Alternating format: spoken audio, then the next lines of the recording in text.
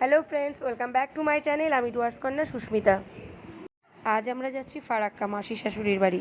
সবসময় ওই সিটটাতে বসতে হয়। আমি কিন্তু একা নই, আমার সঙ্গে আমার যাও যাচ্ছে। আমরা বাড়ির সামনে থেকে টোটো ধরে নিয়েছি। টোটো করে আমরা এখন যাব ঘাটে। ঘাট পার হব। এই যে আমরা ঘাট পার হচ্ছি। ঘাট পার হয়ে ওপার থেকে আমরা টোটো ধরবো। টোটো ধরে আবার কিন্তু আমরা ট্রেন ধরবো।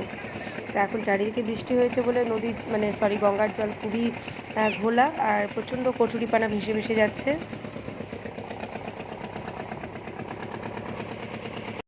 ঘাট পার হয়ে টোটো ধরে আমরা স্টেশনে চলে এলাম। তো স্টেশনে বসে আছি। ট্রেন অনেকটাই লেট। যে মাঝখানে ট্রেনটা ছিল আমরা যেটাতে যাব সেটা ক্যান্সেল ছিল, তারপরে একটা ট্রেন আসবে সেটাতেই যাব। ওই মানু, আমি কিন্তু মারবো। ওরা ট্রেনে খুব বিরক্ত করছিল, তা মৌ ওদেরকে ঘুম পাড়ানোর চেষ্টা করছে।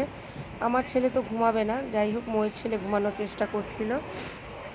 জঙ্গিপুর থেকে আমার এক মাসি শাশুড়ির ছেলে উঠবে, তো ওখান থেকে ও যাবে আমাদের সঙ্গে ফারাক্কা। তা ফারাক্কা মোটামুটি আমরা পৌঁছেই গেলাম।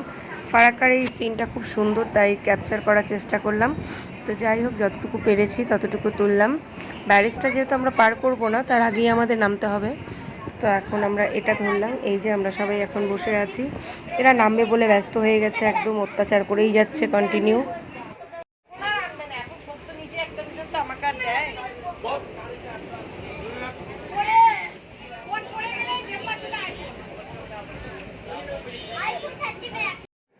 ফারাক্কা আমরা পৌঁছে গেলাম, স্টেশনে নেমে গেছি।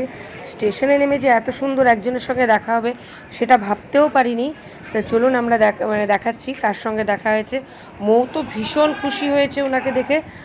এই যে শিব বাবার সঙ্গে দেখা হয়ে গেছে। মৌ কিছুতেই আসবে না, সেই তার সঙ্গে ছবি তুলবেই। ঠিক আছে তোল। ওই তো শিব বাবাকে প্রণামও করা হয়ে গেল। তো যাই হোক, এখানে অনেকক্ষণ আমরা বেশ মজা করলাম শিব বাবাকে নিয়ে। তো এবার আমরা বাড়ি যাব, মাসি শাশুড়ি বাড়িতে। তা ঠিক আছে, তা কেমন লাগলো ব্লগটি অবশ্যই কিন্তু জানাবেন। ভালো লাগলে লাইক কমেন্ট শেয়ার করতে কিন্তু একদমই ভুলবেন না। টাটা। ভালো থাকবেন সবাই, সুস্থ থাকবেন।